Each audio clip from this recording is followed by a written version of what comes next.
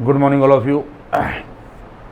Indefinite integration के part 5 तक यानी 5 पार्ट्स जो है में इंडेफिनिट इंटीग्रेशन जो है वो अपलोड कर चुके हैं, हम पढ़ा चुके हैं आपको। और अब ये पार्ट 6 है और पार्ट 6 इस साल आईएससी बोर्ड के सिलेबस में नहीं है, रिड्यूस सिलेबस में है। इसलिए आईएससी वाले पढ़ सकते हैं, पढ़ने की कोई ममानियत नहीं है, लेकिन ये समझ के पढ़ें कि ये रिड्यूस सिलेबस में है। हम लोग जब आज यहाँ के ऊपर जो हेडिंग है हमारी integration as a limit of a sum पढ़ने जा रहे हैं पार्ट 6 में, सारे बच्चे ध्यान दे लें। और ये थोड़ा सा टिपिकल है, लेकिन मैं आपको पूरे तरीके से कोशिश करूँगा कि आपके दिमाग में ये बात बैठ जाए और फिर इसके ऊपर प्रॉब्लम्स लगा दी जाएंगी। लेकिन पहले हम इसके कॉन्सेप्ट की बात कर रहे हैं। यहाँ पर देखिए, मैंने फिगर पहले इसलिए बना दिया है कि टाइम बचेगा और चीज़ें जो हैं वो अच्छे तरीके से हम समझा देंगे। हमारे पास में ये यहाँ के पर ये वाई एक्सिस है, सारे बच्चे देखेंगे कि ये हमारे पास में यहाँ के पर ये वाई एक्सिस है और ये यहाँ के पर ये एक्स एक्सिस है, ये ओरिजिन है और ये कर्व दे रखा है। सारे बच्चे बहुत गौर से यहाँ के ऊपर देखेंगे, ये कर्व यहाँ के ऊपर दे रखा है और इस कर्व की इक्वेशन y बराबर एफ एक्स है। एक एक पॉइंट आप देखते जाएं। इस पूरे कर्व की जो इक्वेशन है y बराबर एफ एक्स है और इसका कर्व का एक पॉइंट जो है वो यहाँ के ऊपर ये ले लिया गया और दूसरा पॉइंट जो है वो यहाँ के ऊपर ये ले लिया गया। कर्व पर 2 पॉइंट ले लिए गए और उसके बाद में इस पॉइंट से एक लाइन जो है वो देखिए ये खींच दी गई जो ऑर्डिनेट कहलाएगी और बी पॉइंट से एक लाइन जो है वो यहाँ के ऊपर ये खींच दी गई, ये देखिए सीधी खींच दी गई। यहाँ से और यहाँ तक सारे बच्चे देख लो, जो डिस्टेंस है वो ए है। क्या है? यहाँ से यहाँ तक की डिस्टेंस जो है वो ए है। अगर यहाँ से यहाँ तक की डिस्टेंस ए है तो ये जो लाइन होगी x बराबर a की होगी और यहाँ से और यहाँ तक हम लोगों ने डिस्टेंस जो है वो b मानी, तो इस पॉइंट के ऊपर जो लाइन खींची जाएगी वो x बराबर b होगी। समझ में आ गई बात? इसके बाद में इस पॉइंट को हम लोगों ने कैपिटल M कहा और जहाँ पर x बराबर b वाली का फुट आ रहा है, इस पॉइंट को हम लोगों ने n कहा। अगर ये इक्वेशन यहाँ के ऊपर y बराबर एफ एक्स है, बच्चों देखते रहिएगा एक एक बात, बहुत सी बातें नहीं भी लिखेंगे लेकिन मैं आपको अपने लेक्चर में समझा दूंगा। अगर ये इक्वेशन y बराबर एफ एक्स है तो x की जगह पर अगर a रखा जाए तो ये जो पॉइंट होगा ये मिल जाएगा a कॉमा एफ ए। यहाँ पर हम लोगों ने क्या किया कि यहाँ पर हम लोगों ने x की जगह के ऊपर a रखा, तो जब हम x की जगह पर a रखेंगे तो y बराबर क्या मिल जाएगा एफ ए। तो ये जो पॉइंट होगा a कॉमा एफ ए होगा।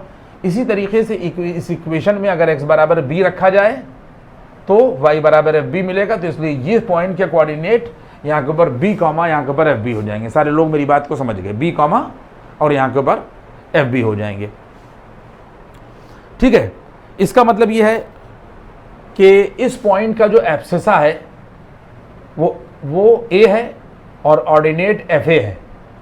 x बराबर इस तरीके से इस पॉइंट का जो एब्सिसा है वो b है और जो ऑर्डिनेट है वो यहाँ के ऊपर एफ बी है। देखिए सारी बातें आप समझते जाइएगा, मैंने आपको जो पॉइंट समझाया आप अपने दिमाग में सिर्फ वही बात रखिए। इसके बाद क्या करते हैं बच्चों कि हमारे पास में ये फंक्शन यानी जो कर्व था वो a से लगाकर b तक पूरा कॉन्टिन्यूअस था। यही बात लिख दी गई है कि y बराबर F x continuous in close interval a comma b। ये भी बात सबकी समझ में आ गई। इसके बाद में इस कर्व को n पार्ट्स में डिवाइड कर दिया जाता है, n बराबर के पार्ट्स में डिवाइड कर दिया जाता है। तो इसका मतलब ये हो गया कि जब हमने इस कर्व का पहला पार्ट निकाला तो देखिए पहला पार्ट यहाँ के ऊपर जो है वो ये चला जाएगा, इसका फुट हम लोगों ने यहाँ के ऊपर m1 माना। दूसरा यहाँ के ऊपर हमने यहाँ के ऊपर ये पार्ट कर दिया और इसका फुट हम लोगों ने यहाँ के ऊपर m2 माना। फिर उसी तरीके से हमने अगला पार्ट किया और इस तरीके से यहाँ के ऊपर देखिए सब ये यहाँ के ऊपर 90 डिग्री बनते चले जा रहे हैं, ये सब 90 डिग्री बनते चले जा रहे हैं यहाँ के ऊपर ये। इसके बाद में फिर हम लोगों ने अगला पॉइंट किया और इसी तरीके से देखिए ये हमने ये यहाँ के ऊपर लाइन लगा दी है, ये यहाँ के ऊपर ये डैशेस लगा दिए हैं कि इस तरीके से पूरे कर्व को हम लोग पार्ट्स में डिवाइड करते गए। अगला पार्ट यहाँ के ऊपर ये हुआ और लास्ट पार्ट जो है वो देखिए यहाँ के ऊपर ये हुआ, ये लास्ट पार्ट है, यहाँ के ऊपर ये लास्ट पार्ट है। इस पूरे कर्व को हमने बराबर के अलग अलग पार्ट्स में डिवाइड कर दिया, n पार्ट्स में डिवाइड कर दिया। ये पहला पार्ट हुआ, ये दूसरे पार्ट हुआ, ये तीसरा पार्ट हुआ और जो लास्ट हुआ यहाँ के ऊपर ये nth पार्ट हुआ। क्या हुआ? ये nth पार्ट। सब लोग समझ गए मेरी बात? इसके बाद में हर पार्ट की जो ब्रेकिंग है वो डिस्टेंसेस सेम है। कहने का हमने कहा कि जो पहला पार्ट है इस ये भी यहाँ के ऊपर इसकी जो विड्थ है वो भी h है, दूसरे की भी h है, तीसरे की भी h है और इस तरीके से जितने भी पार्ट होंगे वो सबकी यहाँ के ऊपर ये h ही होगी। यानी क्या हुआ कि हमने कर्व को जो है वो डिवाइड कर दिया पार्ट्स में और उन पार्ट्स को हम लोगों ने n कहा, n पार्ट्स में डिवाइड कर दिया, n पार्ट्स में बराबर से डिवाइड कर दिया। बराबर का मतलब यह है कि हर पार्ट की जो विड्थ होगी वो h होगी और पार्ट्स कितने होंगे? यहाँ के ऊपर n होंगे। और एक पॉइंट यहाँ के ऊपर इधर देख लीजिए इस चीज़ को कि पूरे कर्व में यहाँ के ऊपर ये पहली रेक्टेंगल बन जाएगी, फिर दूसरी रेक्टेंगल बन गई, तीसरी रेक्टेंगल बन गई और ये यहाँ के ऊपर nth रेक्टेंगल बन गई। ये इसके पार्ट्स हो गए, सब डिविजन्स हो गए। इसके बाद में फिर सिचुएशन क्या हुई कि अगर हम आपसे पूछें, अब अगर मैथमेटिक्स आप जानते हैं तब कोई प्रॉब्लम वाली बात नहीं है कि इस पॉइंट से अगर ये परपेंडिकुलर गिराया गया, किस पॉइंट से गिराया गया? इससे, तो यहाँ से ओरिजिन से लगाकर और यहाँ तक की डिस्टेंस a होगी। सारे बच्चे देख लो भाई, यहाँ से और यहाँ तक की डिस्टेंस क्या होगी? a। ये देखिए यहाँ के ऊपर ये a है, ध्यान दे लीजिए, यहाँ से यहाँ तक की डिस्टेंस a है।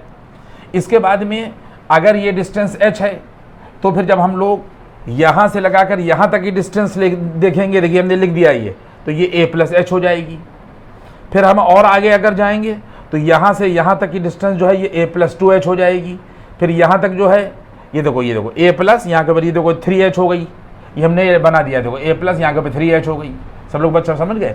और इसी तरीके से हम लोग क्या करेंगे कि चलते जो है वो यहाँ के ऊपर चले जाएंगे और हमने कोई डिस्टेंस यहाँ के ऊपर लिखी नहीं है। आप देख लें ये सिचुएशन यहाँ के ऊपर ये आएगी और इसी तरीके से यहाँ तक जब हम लोग जाएंगे, देखो यहाँ से यहाँ तक a होगी, ये h जुड़ गया तो a प्लस h हो गया, a प्लस h ये लिखा हुआ है, ध्यान रखना ये। फिर जब हम और यहाँ पर पहुँच जाएंगे तो एक h और जुड़ जाएगा तो m प्लस 2h हो जाएगा। जब हम और आगे जाएंगे तो ये देखिए यहाँ के ऊपर एक h और जुड़ गया तो a प्लस यहाँ के ऊपर 3h हो गया और इस तरीके से हम लोग डिस्टेंसेस निकालते चले जाएंगे। यहाँ तक बात पहुँची। देखिए अगर हमारे पास में हम क्या करने जा रहे हैं, हम करने ये जा रहे हैं कि integration as a limit of a sum, इसकी हेडिंग है और हमने यहाँ के ऊपर ये कर्व लिया। कर्व की एक बाउंडेशन जो है ये x बराबर यहाँ के ऊपर a है और कर्व को का दूसरा हिस्सा x बराबर b से बाउंड कर दिया। और उसके बाद में जब हम लोगों ने यहाँ पर ये लाइन खींची तो m से लगाकर n इसके यहाँ के ऊपर ये देखिए फुट आ गए बच्चों, m से लगाकर n तक इसके फुट आ गए। तो ये m से लगाकर n तक जो फुट है ये x एक्सिस पर है। आप ध्यान दे लीजिएगा कि हमें इस एरिया को निकालना है जिसको हमने पार्ट्स में डिवाइड किया है। ये हमें एरिया निकालना है। कौन सा एरिया निकालना है? जो कर्व के नीचे है, कर्व के नीचे। और उसके बाद में इस लाइन के इधर x बराबर b के इधर ये स्पेस है। आप देखिए यानी हम लोगों को एरिया क्या निकालना, मैंने कहीं के ऊपर लिख दिया है, वो मैं आपको दिखाई दे रहा हूं। हमने जो एरिया निकालना है वो ये निकालना है, मैंने कहीं पे लिखा नहीं है लेकिन बहरहाल आप ये देख लें। जो एरिया निकालना है मैं लिख के आपको बता दे रहा हूं कि एरिया जो निकालना है हमें अंडर कर्व निकालना है। अंडर कर्व का मतलब ये है कि वो स्पेस या वो एरिया जो कर्व के नीचे है, इसके बाद में x एक्सिस से बाउंड है और इन दोनों लाइनों से बाउंड है। तो एक पॉइंट a आ जाएगा, एक पॉइंट m आ जाएगा, एक पॉइंट b आ जाएगा और यहाँ के ऊपर ये n आ जाएगा। तो सारे लोग समझ लें कि यहाँ के ऊपर ये जो एरिया a m और उसके बाद में यहाँ के ऊपर ये b और यहाँ के ऊपर ये n हम लोगों को निकालना है। सारे बच्चे समझ लो, हम लोगों को एरिया क्या निकालना है कि वो एरिया जो कर्व के नीचे है, इस लाइन के इधर है और उस लाइन के यहाँ के ऊपर इधर है और उसके बाद में यहाँ के ऊपर एक्स एक्सिस से ऊपर है, अबव एक्स एक्सिस। तो वो क्या हो जाएगा? एरिया हो जाएगा a m b और यहाँ के ऊपर n। इस एरिया को हम लोगों ने n पार्ट्स में डिवाइड कर दिया और हर पार्ट की लेंथ जो है वो h है। ये सब हमने आपको बता दिया। अब एक बात सुन लीजिए, अभी जब हम पढ़ाएंगे तो वहाँ पर भी बताएंगे और यहाँ पर भी आप सुन लें, और ये हम आपको डेफिनेट में बता चुके कि डेफिनिट इंटीग्रेशन की ज्योमेट्री क्या होती है। डेफिनिट इंटीग्रेशन की ज्योमेट्री ये होती है कि अगर हमें ये एरिया निकालना है, जो भी हमने आपको बताया, जो एक्स एक्सिस से ऊपर है, कर्व से नीचे है और इन दोनों लाइनों के बीच में बाउंडेड है, तो वो एरिया अगर हमको निकालना है तो एरिया AMBN कहलाएगा। और उसके बाद में इसकी ज्योमेट्री ये होगी कि हमको देखना पड़ेगा कि सबसे पहली बाउंडेशन क्या है, तो यहाँ के पर ये x बराबर a आ जाएगी, और फिर हमें देखना पड़ेगा कि इसकी यहाँ के पर ये लास्ट बाउंडेशन क्या है। तो ये जो एरिया AMBN हमने आपको बताया, इसकी ज्योमेट्री ये है कि अगर हम फंक्शन को इंटीग्रेट कर दें x बराबर a और x बराबर b के बीच, तो हमको जो एरिया हम कह रहे हैं ये एरिया मिल जाएगा। यहाँ तक बात पहुँची। इसका मतलब ये है कि एरिया AMBN निकालने का मतलब ये हुआ कि हम इस फंक्शन को इंटीग्रेट कर दें इन दोनों बाउंडेशंस के बीच। एरिया कौन सा है? कर्व के नीचे है, इस लाइन के इधर है, इस लाइन के इधर है, और अबव एक्स एक्सिस है। और वो क्या है? ANB, और यहाँ के पर ये n और एक्स एक्सिस ऊपर हो गया। और इसकी ज्योमेट्री ये है कि हम लोग इस फंक्शन को इंटीग्रेट कर देंगे। लोअर लिमिट ये होगी और अपर लिमिट यहाँ के पर ये होगी। देखिए ये लिख दिया गया। यहाँ तक बात पहुँची है।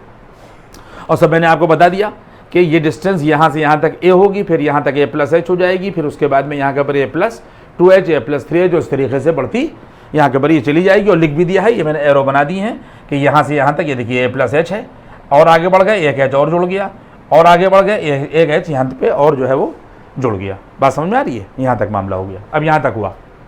अब इसके बाद में आप ये बात समझें कि अगर हम आपसे ये बात पूछें कि इस पूरे एरिया को हम लोगों ने n पार्ट्स में डिवाइड कर दिया, और हर पार्ट की जो लेंथ है, यानी जो ये इसको लेंथ कहा जा रहा है, ये ब्रेथ जो है, ब्रेथ लेंथ कुछ भी कहिए, ये सिचुएशन जो है वो h है।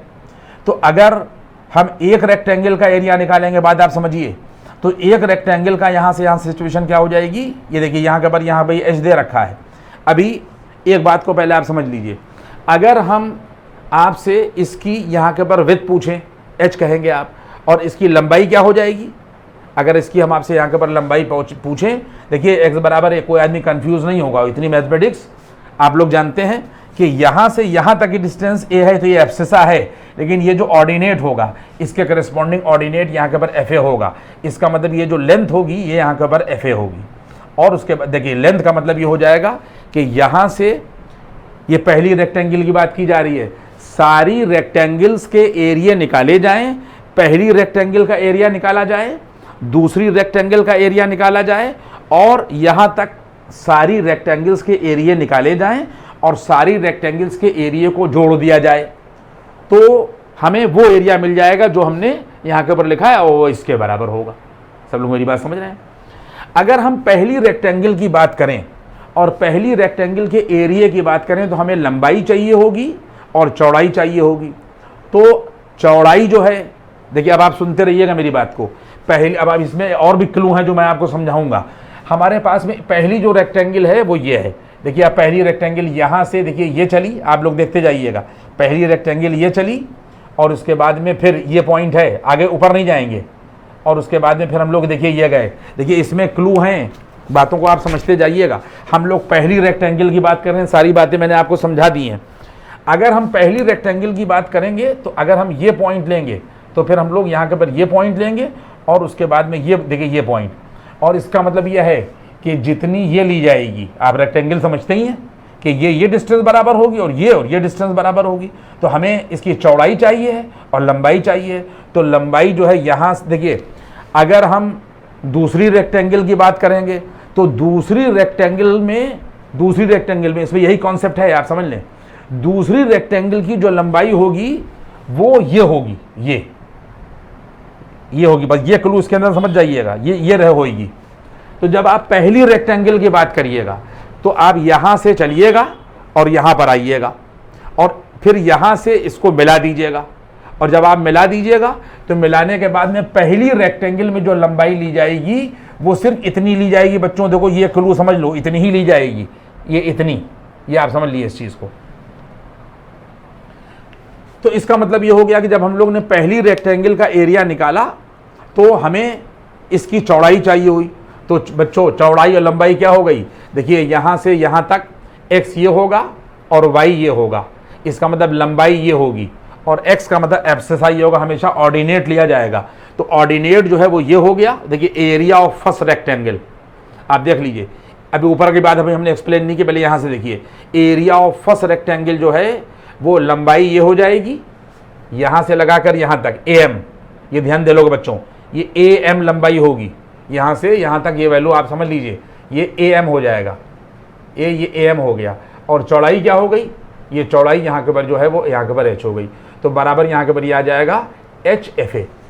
ये पहली रेक्टेंगल की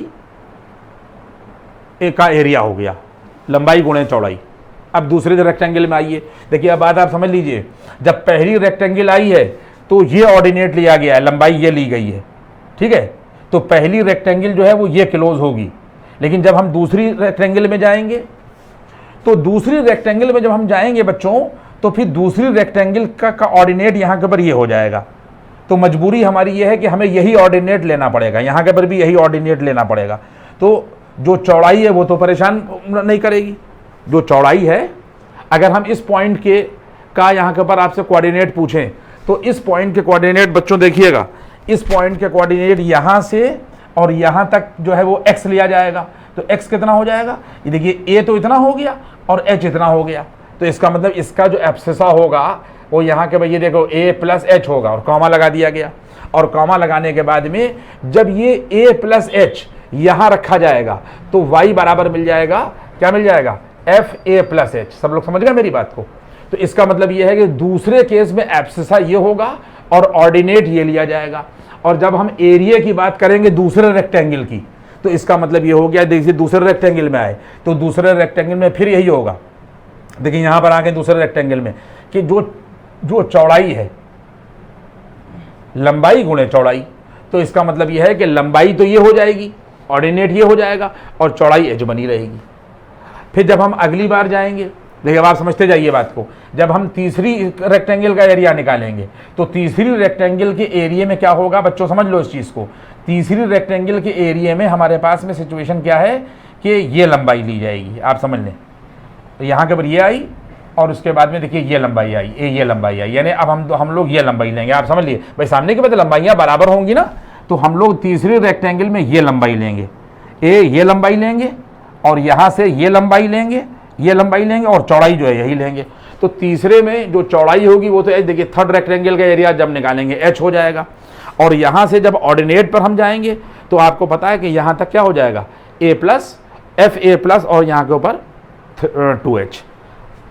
जब हम इस पॉइंट पर गए और हमने यहाँ के ऊपर थर्ड रेक्टेंगल का एरिया निकाला, तो इसका मतलब ये a हो जाएगा यहाँ से, और उसके बाद में ये a प्लस h हो जाएगा, और उसके बाद फिर हम लोग यहाँ के ऊपर क्या जाएंगे, फिर हम लोग यहाँ से लेकर, और यहाँ देखिए h तो ये ले ली गई डिस्टेंस, और उसके बाद में फिर सिचुएशन क्या, देखिए अब एक बात समझ लीजिएगा इस चीज़ को, रेक्टेंगल की ये लंबाई ली जाएगी, यानी हर रेक्टेंगल में जो भी लंबाइयाँ ली जा रही हैं वो बराबर ली जा रही हैं। देखिए पहले में क्या ली गई, ये ली गई, तो इसका मतलब अगर हम ये लेंगे तो सिर्फ यहाँ से यहाँ तक लेंगे, हम पूरी ये नहीं ले सकते क्योंकि रेक्टेंगल नहीं रह जाएगी। रेक्टेंगल जो है वो सिर्फ ये है, यहाँ से यहाँ तक गए, यहाँ से यहाँ तक गए, और बस ये ली जाएगी। और जब हम आगे जाएंगे तो आगे जाने के बाद में सिचुएशन क्या हो जाएगी कि अब दूसरी रेक्टेंगल देखिए ये हो गई, दूसरी रेक्टेंगल में ये लंबाई ली जाएगी और उसके बाद में ये लंबाई ली जाएगी। देखिए दोनों लंबाइयाँ जो है वो यहाँ के बाद देखिए ये लंबाई ली जाएगी, ये लंबाई।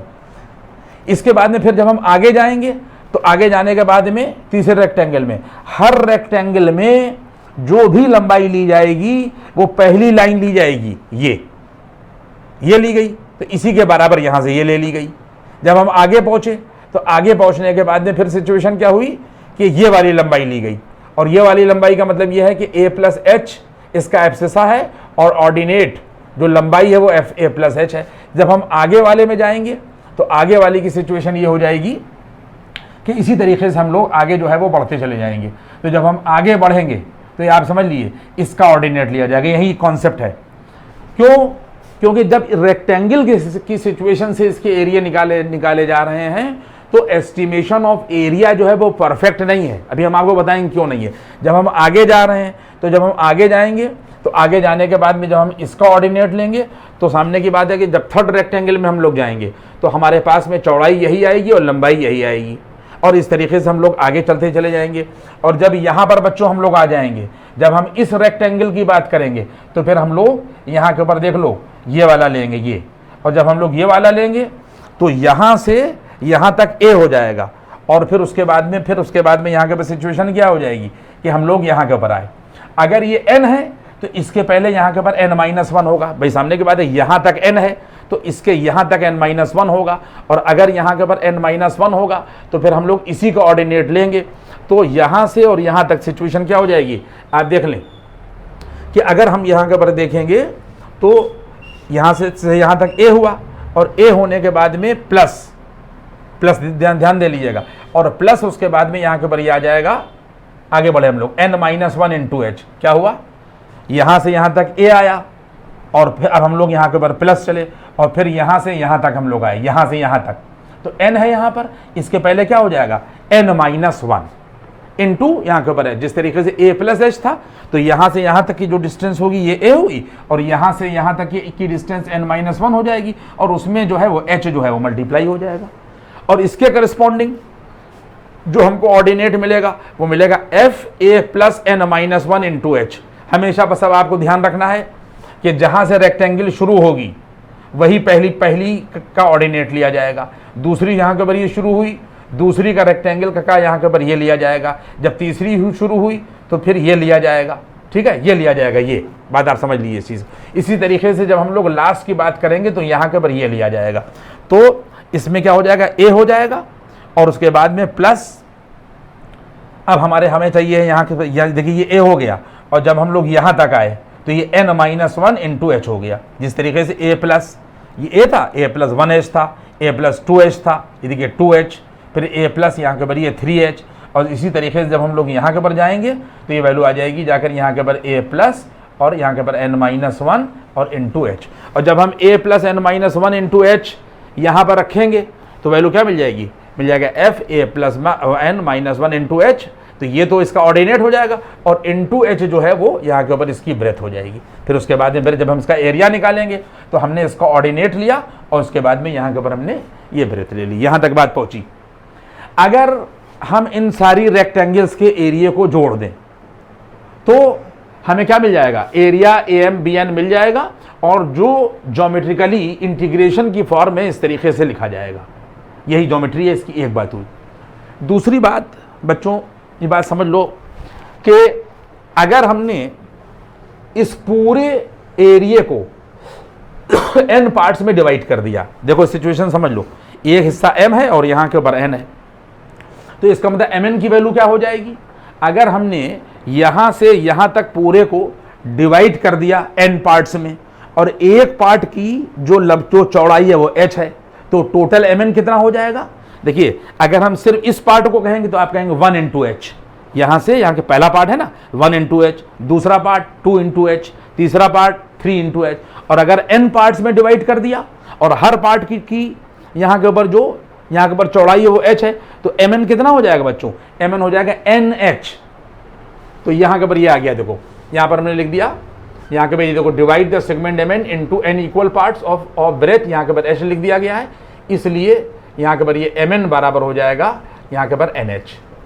ठीक है, ये mn हो गया, पूरा mn कितना हो जाएगा nh। फिर सुन लीजिएगा मेरी बात को कि यहाँ से और यहाँ तक पूरा हमको एरिया निकालना है, तो m से n तक की पूरी सेगमेंट्स को हम लोगों ने n पार्ट्स में डिवाइड कर दिया, और एक पार्ट की जो चौड़ाई है वो h है, तो टोटल mn कितना हो जाएगा n इंटू h। अगर एक पार्ट देखो h है, तो अगर हम लोग यहाँ से यहाँ n बराबर 1 कर दें तो हमें ये देखो एक पार्ट मिल जाएगा। अगर हम यहाँ पर n बराबर 2 कर दें तो हम लोग यहाँ तक पहुँच जाएंगे। अगर हम 3 कर दें तो यहाँ तक पहुँच जाएंगे। पूरा mn लेंगे तो n इंटू h कर देंगे, ये बात आई। इसके बाद में सारे बच्चे देखेंगे कि ON बराबर ON अगर हम लोग निकालेंगे तो ON की वैल्यू OM और प्लस mn होगी। ये सब लोग समझ गए। तो हम लोगों ने ये देखो ON बराबर OM प्लस mn कर दिया, और यहाँ से जब हम लोग mn निकालेंगे तो mn की वैल्यू ON माइनस का OM होगी।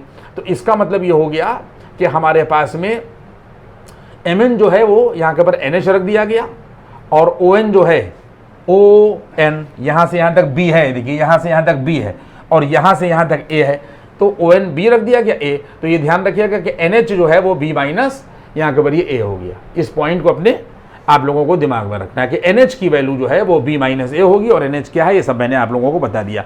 अब एक बात सुनिए, अगर हम लोग ये जो हमने आपको अभी अभी बात बताई कि हम एरिया निकालने जा रहे हैं, कौन सा एरिया निकालने जा रहे हैं? इस कर्व से जो बाउंडेड है, क्या है, क्या बाउंडेड है? कर्व के नीचे का हिस्सा बाउंडेड है, और उसके बाद में फिर यहां से x बराबर a और x बराबर b के बीच का स्पेस है, इसके अंदर आप लोग समझ रहे हैं नहीं, x बराबर a और x बराबर b के बीच, और x एक्सिस से ऊपर, तो हम इसको निकाल रहे हैं, और वो है क्या? a m n b है। वो सारी बातें हमने आपको बता दी। देखिए एक बात आप सुन लीजिए, ये मैं आप लोगों को यहाँ के ऊपर बता दूं, और इस पॉइंट को आप समझिए, मैं मिटा दूंगा इसको, कि अगर कर्व ऐसा दिया हुआ होता, ऐसा ये कर्व दिया हुआ होता, मान लीजिए कोई लाइन दी हुई होती, कर्व क्या y बराबर fx है, और ये हमारे पास में y एक्सिस होता और ये x एक्सिस होता, एक बाउंडेशन ये होती और एक बाउंडेशन यहाँ के ऊपर ये होती, और हमें ये एरिया निकालना होता, ये एरिया निकालना होता, यानी ये x बराबर a लिखा हुआ होता बच्चों, x बराबर ये b लिखा हुआ होता, और यहाँ के ऊपर ये पॉइंट यहाँ के ऊपर m होता, ये n होता, और हम इसको बराबर के से पार्ट्स में जो था यहाँ के ऊपर डिवाइड करते हुए चले जाते, और लास्ट पार्ट यहाँ के ऊपर ये होता। तो अगर हम इस एरिया को बच्चों निकालते जो x बराबर a और x बराबर b के बीच होता, एक फुट m होता, एक n होता, और ये कर्व ना होता बल्कि ये लाइन टाइप की होती, एग्जैक्ट लाइन। तो याद रखो इस चीज को कि ये एरिया जो लाइन के नीचे है और इन दोनों x बराबर a और x बराबर b के बीच में बाउंडेड है और x एक्सिस के ऊपर है, तो हमें एग्जैक्ट एरिया मिलता। यहां पर भी ऐसे ही होगा कि सारी रेक्टेंगल्स के एरिया को हम लोग जोड़ दें, ठीक है, तो सारी रेक्टेंगल्स के एरिया को जोड़ने के बाद में जो हमको एरिया मिलेगा वो वही मिलेगा जो हम बार बार कह रहे हैं कि a m m और यहाँ के ऊपर n और यहाँ के ऊपर b, ये वाला एरिया x एक्सिस से ऊपर वाला जो हमने पार्ट्स में डिवाइड किया है। लेकिन यहाँ के ऊपर एस्टिमेशन जो है वो अप्रोक्सीमेशन में होगा, एग्जैक्ट एरिया नहीं होगा। बात आप समझ रहे हैं? और ये जो हमने लिखा है ज्योमेट्री में, ये हमने ये देखिए, ये जो एरिया मिलेगा वो होगा जरूर इसके बराबर, लेकिन ये और ये आपस में बराबर होंगे, ये बात बिल्कुल सही है। लेकिन यहाँ जो काम हम कर रहे हैं, यानी पहली रेक्टेंगल निकाली गई, तो पहली रेक्टेंगल में हम लोगों ने ये वाला लिया, और पहली रेक्टेंगल का दूसरा पार्ट देखो ये भी है, तो सामने के बाद ये और ये बराबर होना चाहिए, लेकिन बराबर नहीं है। इसी बात में जिस तरीके से जब हमने दूसरे रेक्टेंगल का एरिया निकाला, तो दूसरे रेक्टेंगल में वो इत्तेफाक से कर्व में आपको दिख रहा है, लेकिन कर्व को थोड़ा और ऊंचा कर दिया जाए तो इसकी लंबाई कुछ और होगी, ये बात ध्यान में रखिएगा, हो सकता है बच्चे सोचें, और इसकी लंबाई जो है वो थोड़ी सी कुछ ना कुछ इसी तरीके से जो है वो डिफरेंट होगी। तो हमने इसका ऑर्डिनेट यहाँ के ऊपर ले लिया, a प्लस एच के करस्पॉन्डिंग ये रख दिया, तो एफ ए प्लस एच ले लिया, और चौड़ाई ये ले ली, लंबाई और इनटू यहाँ के ऊपर ये चौड़ाई कर दिया, तो दूसरा एरिया हमको रेक्टेंगल का मिल गया। लेकिन यहाँ पर ये और ये जिस तरीके से बराबर नहीं है, उसी तरीके से ये और ये बराबर नहीं है।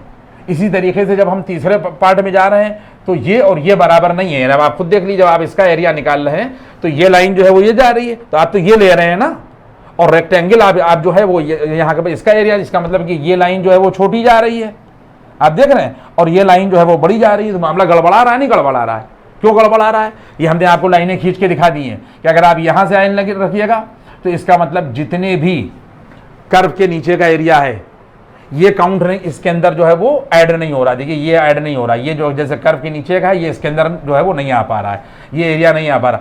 अब इसमें सिचुएशन एक अलग बात है कि जैसे अब ये सिचुएशन है यहाँ के ऊपर, जितना भी कर्व नीचे होगा वो तो इंक्लूड हो जाएगा, लेकिन जितना ये छूट जाएगा, जितना देखिए ये देख रहे हैं आप, ये लोग छूट रहा है यहाँ के ऊपर, ये रेक्टेंगल यानी कर्व के, क्योंकि कर्व तो ऊपर निकल गया और हमें निकालना है कर्व के नीचे का एरिया। बात आप समझ रहे हैं नहीं समझ रहे हैं? तो सिचुएशन क्या हो गई कि जब हम इस रेक्टेंगल के एरिया को निकालेंगे तो ये वाला एरिया हमको नहीं मिल पाएगा, ये वाला एरिया हम आपको बता रहे हैं, ये एरिया हमको नहीं मिल पाएगा। जब हम इस रेक्टेंगल का एरिया निकालेंगे तो ये जो आप गैप देख रहे हैं ये एरिया इसमें शामिल नहीं होगा, यानी रेक्टेंगल तो यहीं पे खत्म हो जाएगी बच्चों। तो ये देखो, ये जो गैप दिख रहा है ये रह जाएगा। इसी तरीके से कि जब हम इस रेक्टेंगल का एरिया निकालेंगे, देख लिया आप इस चीज़ को, तो सामने की बात है कि जब हम ये वाली लंबाई लेंगे तो फिर हम लोग यहाँ से भाई आगे में तो ये लेंगे ना, तो जब हम लोग ये खींचेंगे तो ये वाला एरिया छूट जाएगा। इस तरीके से जो एरिया होगा वो होगा तो, लेकिन प्रॉपर नहीं होगा। सारे पार्ट्स को जोड़ दिया जाए, सारी रेक्टेंगल्स को अगर जोड़ दिया जाए तो हमारा जो एस्टिमेशन होगा वो एग्जैक्टली इसके बराबर नहीं होगा, प्रॉपर नहीं होगा। पॉइंट आप समझ लें, प्रॉपर एरिया नहीं होगा। अब आप सुनिए कैसे होगा। अब इसमें कॉन्सेप्ट ये है कि अगर जिस तरीके से ये लाइन सीधी है, अगर इस कर्व को सीधा किया जाए, यानी कहने का मतलब क्या हो गया कि अगर हम इन सब डिविजन्स को बढ़ा दें, जिस तरीके से हमने यहाँ के ऊपर हमने ये किया है, इस सब डिवीजन के अंदर जैसे हमने यहाँ से यहाँ तक एक सब पार्ट किया है, तो इसके अंदर अगर हम जो है वो 4-6 पार्ट कर दें, ऐसे करके कर दें। अब हम अलग फिगर नहीं बना सकते, लेकिन हमारे कंसेप्ट को आप समझिए कि अगर हम इनके ये जो सब डिविजन्स हैं, अगर हमें प्रॉपर एरिया निकालना है, अगर हम इनके सब डिविजन्स को बढ़ा दें, यानी हम लोग इसके जैसे एक पार्ट है तो इसके अंदर हम लोग 3-3, 4-4, 5-5 पार्ट कर दें, तो मान लीजिए जिस तरीके से हम लोगों ने यहाँ के ऊपर मान लीजिए कि 10 पार्ट हैं, तो हम लोग 100 पार्ट कर दें। अगर हम इन सब डिविजन्स को बढ़ा देंगे, ठीक है, और फिर क्या कर दें, जब हम सब डिवीजन को बढ़ाएंगे और n को हम जो है वो यहाँ के ऊपर बढ़ा दें, यानी इस mn को देख लीजिए, सिचुएशन समझ लीजिए। अगर हमको प्रॉपर एरिया निकालना है तो हम इस लेंथ को, ये जो हमारे पास में n वाली है, यहाँ से यहाँ तक n ही है, ध्यान दे लीजिएगा, n पार्ट्स हैं, तो यहाँ से यहाँ तक पूरी लेंथ जो है वो n है। अगर हम इसका क्या मतलब हो गया कि पार्ट्स को बढ़ा दें, तो इसका मतलब जो है वो ये पार्ट बढ़ जाएंगे। भाई हमारे पास में 1 पार्ट है, 2 पार्ट है, अभी n पार्ट्स हैं। अगर हम पार्ट को बढ़ाना शुरू करें तो 10 से 11 कर देंगे, 11 से 100 कर देंगे, तो इसका क्या मतलब, क्या चीज़ बढ़ रही है, इसका मतलब ये n बढ़ रहा है। हमने पार्ट्स को n पार्ट्स में डिवाइड किया था, तो इसका मतलब n बढ़ता जाएगा। अगर हम पार्ट्स को बढ़ाते जाएं तो सिचुएशन ये हो जाएगी, पार्ट्स को बढ़ाएं और इन सिचुएशन को क्या करेंगे कि हमने क्या किया कि इनके सब डिविजन्स को यहाँ के ऊपर बढ़ा दिया। जब बढ़ा दिया तो इसका मतलब ये है कि n की वैल्यू बढ़ने लगेगी, और उसके बाद में इस डिस्टेंस को सारे बच्चे दिमाग में सुन लीजिएगा इस बात को, और इस बात के बाद फिर हम आगे बढ़ेंगे कि हमने सब डिवीजन को बढ़ा दिया, पार्ट्स को बढ़ा दिया। पहले क्या थे, n पार्ट्स थे, अब क्या हो गए, n+1 हो गए, और बढ़ा दिया n+2 हो गए, पार्ट्स बढ़ते जा रहे हैं, और जो इसके बीच की विड्थ है वो कम होती जा रही है। अगर इस तरीके की सिचुएशन हो कि पार्ट्स को बढ़ाते जाएं और इनके विड्थ को कम करता जाएं, पहले एच क्या थी, मान लिए कि 2 सेंटीमीटर थी, हमने पार्ट्स को बढ़ा दिया, ये 1.5 हो गई, बात आप समझते जाइएगा, और पार्ट बढ़ा दिए, 1.5 के बजाय ये 1 हो गई। पार्ट्स भाई हमने n+3 पार्ट्स कर दिए, एच और कम कर दिया। सही एरिया निकालने के लिए हमें यह करना पड़ेगा कि पार्ट्स को बढ़ाना पड़ेगा, सब डिविजन्स को बढ़ाना पड़ेगा, और पार्ट्स के बीच की डिस्टेंस को कम करना पड़ेगा।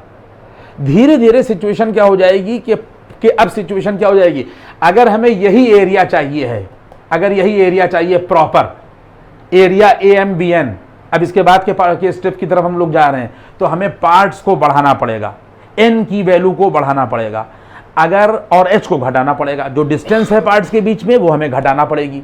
इसका मतलब ये हुआ कि अगर हमें प्रॉपर चाहिए है तो ये देख लिया, स्टेप अगला आया कि पार्ट्स बढ़ते जाएंगे, ये देखिए पार्ट्स बढ़ते जा रहे हैं, और जो पार्ट्स के बीच की डिस्टेंस है वो घटती जा रही है, यानी n इन्फिनिटी की तरफ अप्रोच करेगा और h जो है वो 0 की तरफ अप्रोच करेगा।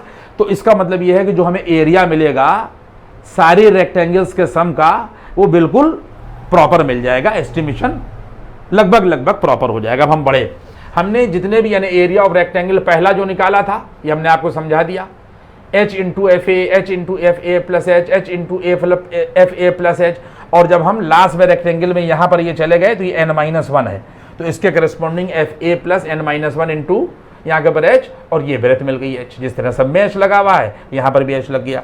हमने यहाँ के ऊपर सम कर दिया, sum of area of these rectangles, तो बराबर का निशान लगेगा, यहाँ से भी h कॉमन ले लिया बच्चों, यहाँ से भी h कॉमन ले लिया, यहाँ से भी h कॉमन ले लिया, और लास्ट वाले से भी h कॉमन ले लिया। तो पहले पार्ट में सिर्फ हमको fa मिलेगा, दूसरे पार्ट में fa प्लस और यहाँ के ऊपर h मिलेगा। क्या मिलेगा, fa प्लस यहाँ के ऊपर ये h, और आगे fa प्लस 2h मिलेगा, और लास्ट में मिल जाएगा fa प्लस n-1 इंटू यहाँ के ऊपर h, और ये h सबसे हम लोगों ने कॉमन ले लिया, ये हो गया। इसके बाद में यहाँ के ऊपर लिख दिया गया है कि दिस एरिया इज अप्रॉक्सीमेटली लिखा गया, इसीलिए मैंने लिखा है कि approximately of the region AMNB. Clearly this estimation become better if the number of subdivision increases and अब यहां पे लिखा नहीं है लेकिन आप समझ लिए, and distance between the parts decreases if number of subdivision become very large. ये लिख दिया गया है। तो इसका मतलब ये हो गया कि n इंफिनिटी की तरफ अप्रोच करेगा और h जो है वो 0 की तरफ अप्रोच करेगा, और उसके बाद में सम देख लीजिए यहाँ के ऊपर ये लिखा हुआ है, आप लोगों ने देखा। अब हम इसको मिटा रहे हैं, अब चीज़ों को आप समझिएगा। अब हम इसको यहाँ के ऊपर ये मिटा रहे हैं इधर वाल, क्योंकि हमें यहाँ के ऊपर वो करना है। अभी देखिए, अब हमने इतना मिटाया और बात को मैंने अब आपको क्यों आगे बढ़ाया। इसका मतलब ये है, ये देखिए ये लिखा हुआ है sum of area of this rectangle. Sum कितना हो गया, ये इधर वाल जो यहाँ के ऊपर पार्ट लिखा था ये इसके बराबर हुआ, और बराबर का यहाँ के ऊपर ये निशान लगा, और बराबर ये हो जाएगा जाकर यहाँ के ऊपर ये देखिए h, और यहाँ के ऊपर ये वैल्यू आ जाएगी यहाँ के ऊपर FA, और प्लस यहाँ के ऊपर FA प्लस H आएगा, और प्लस यहाँ से हम लोग चलते चले जाएंगे, और प्लस यहाँ के ऊपर ये वैल्यू मिल जाएगी A प्लस n-1 और इंटू यहाँ के ऊपर H, और देखिए ब्रैकेट बंद हो गया। और sum of area of these rectangles, यानी पूरा एरिया कितना हो गया, वही जो ABM हमने बताया था, और ये हो जाएगा यहाँ के ऊपर A2 यहाँ के ऊपर B, और ये देखिए FX और यहाँ के ऊपर DX, सम इसके बराबर हो जाएगा एरिया के। लेकिन कंडीशन क्या लगेगी कि यहाँ पर लिखा जाएगा लिमिट h टेंडिंग टू यहाँ के ऊपर ये 0, n टेंडिंग टू इन्फिनिटी है। इसका मतलब ये है कि n टेंडिंग टू यहाँ के ऊपर इन्फिनिटी होगा और h टेंडिंग टू यहाँ के ऊपर ये 0। हमने बता दिया जब n इन्फिनिटी यानी जैसे जैसे बढ़ते जाएंगे वो सब बातें हमने बता दी। तो डिस्टेंस कम होती जाएगी तो सिचुएशन क्या हो गई कि जैसे जैसे सब डिवीजन पार्ट्स बढ़ेंगे h की वैल्यू जो है वो बीच की यहाँ के ऊपर जो है वो हम लोग कम करेंगे, तो फिर हमें एग्जैक्ट एरिया एस्टिमेट हो जाएगा। और वो एरिया किसके बराबर होगा, AM और NB इसके बराबर होगा, और वो इसके बराबर। लेकिन इसमें के बीच में सिर्फ एक शर्त हमने आपको बढ़ा दी, समझ लीजिए। और वो शर्त क्या है, वो शर्त ये है कि H जो है वो 0 की तरफ अप्रोच करेगा। ये हमने शर्त बढ़ा दी है, ये देख लीजिएगा। इसका मतलब ये है कि H अगर 0 की तरफ पर अप्रोच करेगा तो n अपने आप इन्फिनिटी की तरफ अप्रोच करेगा, जहां पर NH जो है वो B माइनस A के बराबर है। आप खुद ही देख लीजिए कि NH बराबर, अब हम अभी आपको सवाल लगाकर इसके ऊपर दिखाते हैं, और मैंने ये पूरी कंडीशन यहाँ के ऊपर बढ़ा दी, और अपॉन NH बराबर ये देखो B माइनस A होगा। और जब कोई भी आदमी n की वैल्यू यहाँ के ऊपर निकालेगा, B माइनस A और अपॉन यहाँ के ऊपर ये H निकालेगा, खुद आप लोग देख लीजिए। इसका मतलब ये है कि अगर H 0 की तरफ अप्रोच करेगा, H डिनोमिनेटर में है ना, तो n अपने आप जो है वो इन्फिनिटी की तरफ अप्रोच करेगा। लिमिट वगैरह में आपने पढ़ा कि अगर डिनोमिनेटर 0 की तरफ अप्रोच करेगा तो n जो है सामने की बात है इन्फिनिटी की तरफ अप्रोच करेगा। कि जैसे जैसे हम लोग सब डिवीजन सब पार्ट्स बढ़ाएंगे तो डिस्टेंस जो है वो इनके बीच की जो है वो कम करना पड़ेगी, इन्हें कम होती जाएगी। यहाँ के ऊपर ये फार्मूला हमने ड्राइव कर दिया। अब यहाँ तक बात पहुँची। इसके बाद में सारे बच्चे यहाँ के ऊपर ये देख लें कि ये हमने आपको पूरा कॉन्सेप्ट बता दिया। इसको पॉज करके एक एक चीज़ आप जो है वो समझ लीजिएगा। अब इसके बाद में इसके ऊपर सवाल देखिए।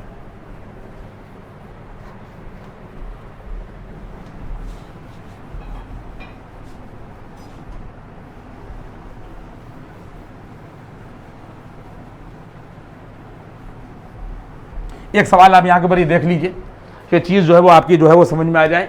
यहाँ के ऊपर ये पार्ट 6 चल रहा है, यहाँ के ऊपर ये पार्ट 6 जो है वो यहाँ के ऊपर चल रहा है।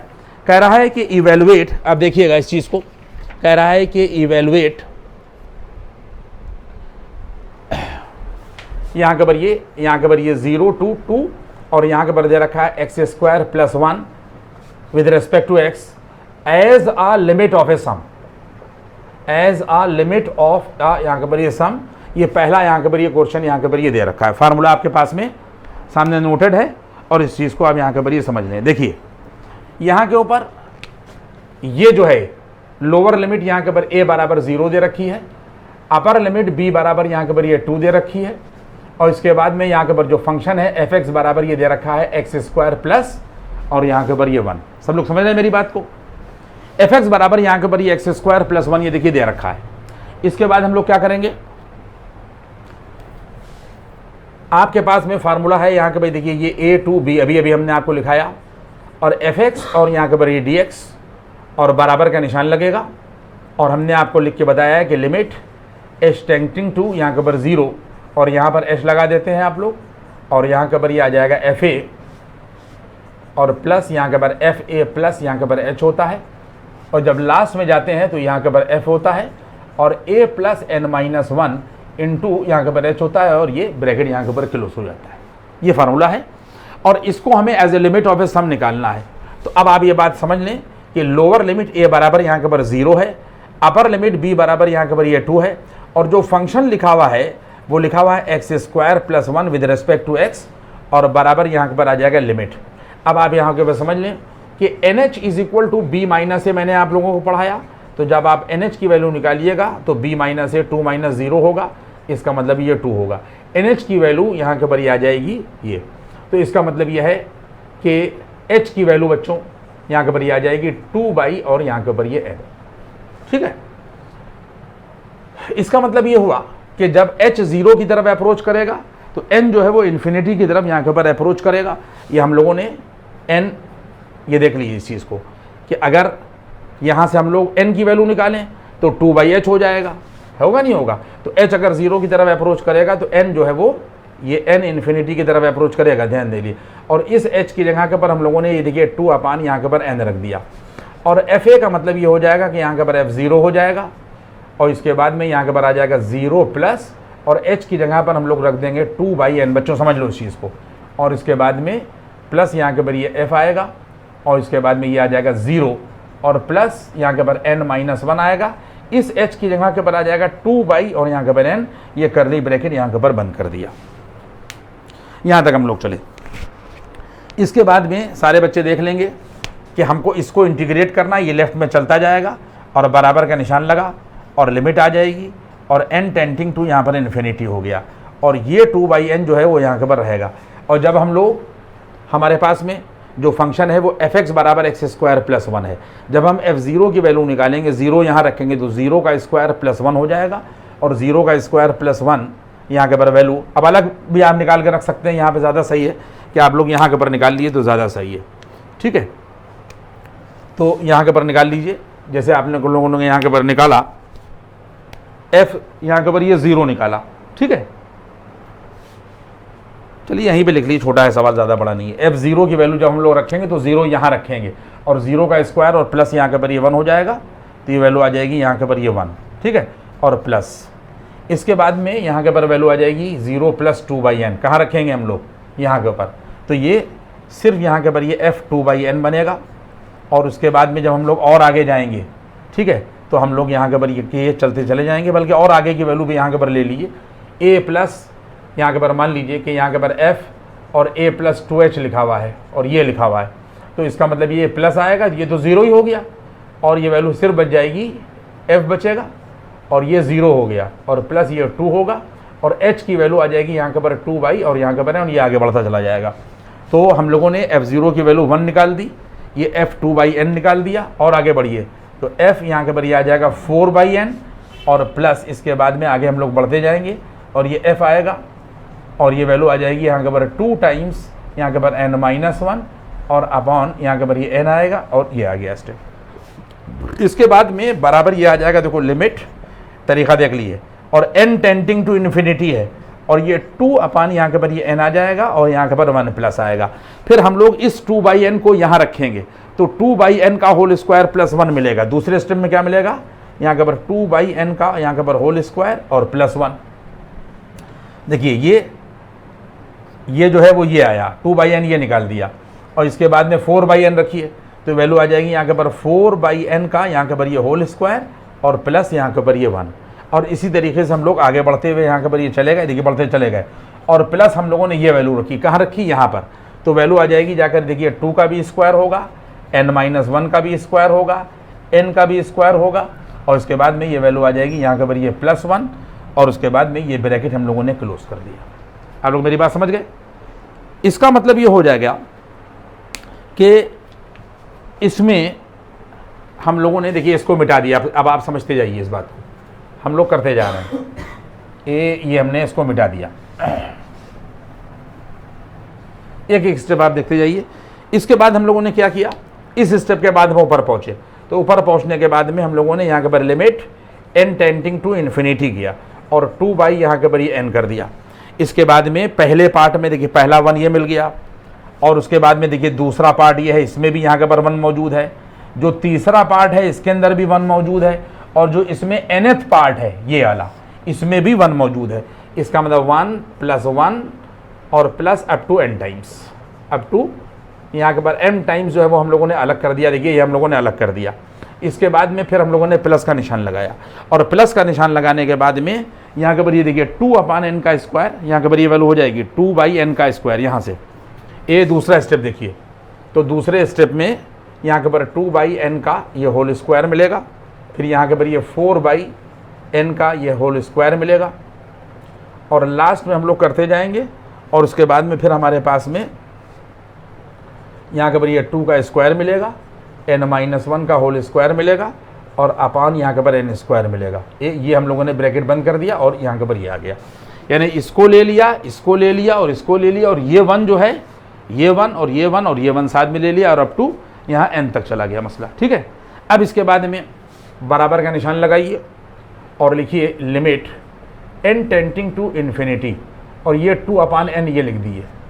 अगर 1 जो है वो n टाइम्स आ रहा है तो 1 × यहाँ के ऊपर n हो जाएगा। देखिए 1 × n हो गया, और इसके बाद में यहाँ के ऊपर ये प्लस आ गया। अब आप खुद ही सोच लीजिए कि ये लिखा हुआ है 2 का स्क्वायर और अपॉन यहाँ के ऊपर लिखा हुआ है n का स्क्वायर, और 2 का स्क्वायर n का स्क्वायर यहाँ पर भी है, तो हम लोगों ने 2 का स्क्वायर और अपॉन n स्क्वायर यहाँ के ऊपर कॉमन ले लिया, तो यहाँ से तो 1 बचेगा। देखिए यहाँ से 1 बच गया, और उसके बाद में फिर देखिए यहाँ के ऊपर कोई भी बच्चा देख ले कि 4/n का जो होल स्क्वायर है वो क्या आ जाएगा, यहाँ के ऊपर ये 2 और उसके बाद में इनटू यहाँ के ऊपर 2 होगा, और अपॉन यहाँ के ऊपर n का होल स्क्वायर होगा।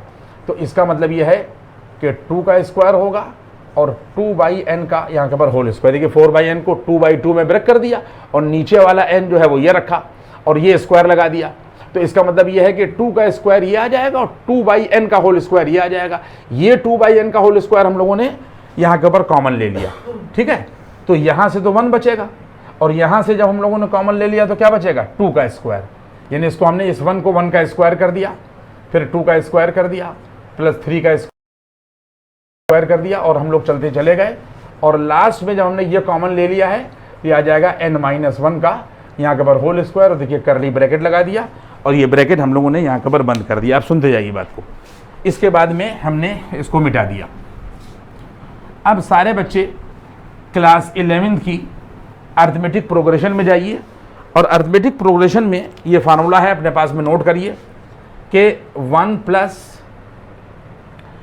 ये यहाँ के ऊपर ये देखिए सिचुएशन, ये एक 1 स्क्वायर और प्लस 2 का स्क्वायर और प्लस 3 का स्क्वायर और प्लस n का स्क्वायर, ये sum of the square of the natural number from 1 to n, ये n+1, और यहाँ के ऊपर हो जाता है 2n+1 और अपान 6। और इसी तरीके से 1 + 2 और प्लस जो n होता है ये n+1 और अपॉन यहाँ के ऊपर 2। इन दोनों जहाँ जो फार्मूला आएगा वो हम आपको बता देंगे। ये दोनों फार्मूले आप लोग याद कर लीजिएगा। यहाँ पर सिचुएशन क्या है कि sum of all natural number from 1 to n n+1 upon 2 होता है, और अगर हम स्क्वायर का नेचुरल नंबर का सम निकालेंगे तो n+1 अपान 2n+1 अपान 6 मिलता है। देखो बात समझिए। अब सिचुएशन क्या होती है कि अगर ये चीज़ n स्क्वायर पे ख़त्म हो रही है तो यहाँ के ऊपर n+1 होता है, और अगर हमारे पास में 1 square plus 2 square plus 3 square और यहाँ के ऊपर ये n की जगह के ऊपर n-1 का, यानी ये चीज़ यहाँ पर ख़त्म हो रही है, तो जहाँ n है इस फार्मूले में हम लोग n-1 कर देते हैं, तो ये n-1 आ जाएगा। ये देखिए n-1 प्लस 1 आ जाएगा, और ये ब्रैकेट में 2 टाइम्स n-1, और ये आ जाएगा यहाँ के ऊपर +1 और अपान 6। इसका मतलब रिजल्ट हो जाएगा, ये देखिए n हो गया है, ये n होगा, n-1 होगा, और ब्रैकेट में आ जाएगा 2n - 2 + 1 यानी -1, और अपान यहाँ के ऊपर ये 6 आ जाएगा। यानी अगर हमको यहाँ पर n-1 रख दें, आप देख लीजिए, तो ये रिजल्ट मिलेगा। जो भी यहाँ पर होगा उस हिसाब से हम लोग यहाँ के ऊपर वैल्यू जो है वो कैलकुलेट कर लेंगे। अब हम लोग यहाँ के ऊपर क्या करेंगे कि बराबर का निशान लगाइए। देखिए ये यहाँ के ऊपर मैं इसको आप लोग पॉज करके देख लीजिएगा, हमने ये मिटा दिया। अब हम लोगों ने वैल्यू रखी। और जब हम लोगों ने यहाँ के पर ये वैल्यू रखी तो ये देखिए limit n tending to infinity बच्चों होगा और 2/n ये आएगा और 1 × n ये आएगा और प्लस 2 का स्क्वायर अपान n का स्क्वायर ये आएगा और इसकी जगह के पर वैल्यू हो जाएगी n-1 और यहाँ के पर ये हो जाएगा 2n-1 और अपान 6। इसकी जगह के ऊपर हम लोगों ने ये वैल्यू नीचे से कैलकुलेट करके रख दी और ये हम लोगों ने यहाँ के ऊपर लगा दिया निशान। और आगे बढ़िए, इसके बाद में यहाँ के पर ये वैल्यू आ जाएगी, देखिए ये आ जाएगा यहाँ के पर लिमिट n टेंडिंग टू यहाँ पर इन्फिनिटी और उसके बाद में यहाँ के पर ये देखिए 2/, यहाँ के पर ये n आएगा और उसके बाद में ये वैल्यू n आ गई प्लस ये आ जाएगा यहाँ के पर देखिए 4 है, ये क्या है यहाँ के पर ये 4 और अपान 6 ये वाला ले लिया गया, इससे यहाँ के पर ये काट दिया गया तो वैल्यू आ जाएगी n-1 और ये आ जाएगा 2n-1 और अपॉन ये वाला n जो है वो देखिए यहाँ के पर ये बच गया। इसके बाद में ये 2 देख लिए, ये 2 हमने बाहर कर दिया और ये लिमिट आ गई n टेंडिंग टू इन्फिनिटी हो गया और ये 1/n जो है यहाँ से 1/n अंदर गया तो ये 1 बचा, 2 × 2 = 4 और 2 × 3 = 6 ये यहाँ आया, ये यहाँ से n कॉमन ले लिया तो 1 - 1/n बचेगा और उसके बाद में यहाँ से n कॉमन ले लिया तो 2 - 1/n बचेगा और ये n यहाँ पर पहुँचा तो कटा और यहाँ के पर पहुँचा तो ये n² आ गया और ये ब्रैकेट बंद हो गया। आप लोगों ने देखा। इसके बाद में ये n और ये n और ये n² कैंसिल हो गया। अब हम लोगों ने लिमिट अप्लाई कर दी, यहाँ पे हम लोगों ने लिखा यहाँ के पर अप्लाई द लिमिट। जब हम लोग बच्चों लिमिट अप्लाई करेंगे तो यहाँ के पर जो रिजल्ट मिलेगा सब बच्चे देखेंगे, यहाँ पर जो रिजल्ट मिलेगा ये 2 मिलेगा, बराबर क्या मिला, ये देखिए 2, यहाँ पर हम लोग आए और 2 आए। अब हमने लिमिट अप्लाई की तो ये ब्रैकेट के अंदर यहाँ के पर मिल जाएगा 1+, इस कैलकुलेशन को उधर कर रहे हैं, यहाँ के पर 1+ मिलेगा और बच्चों ये आ जाएगा यहाँ के पर ये 2/3।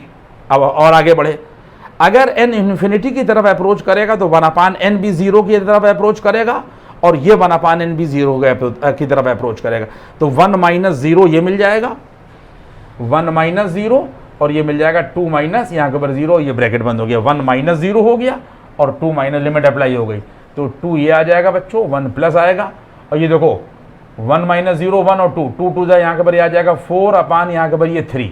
अब सॉल्व करो तो 2 ये आया, 3 + 4 इंटू यहाँ के पर आ जाएगा 7/3। आंसर क्या आ गया, यहाँ से आ जाएगा 14/, और यहाँ के पर ये 3, 14/, यहाँ के पर ये 3 आ गया। ठीक है, तो यहाँ तक मैंने आप लोगों को पढ़ा दिया है।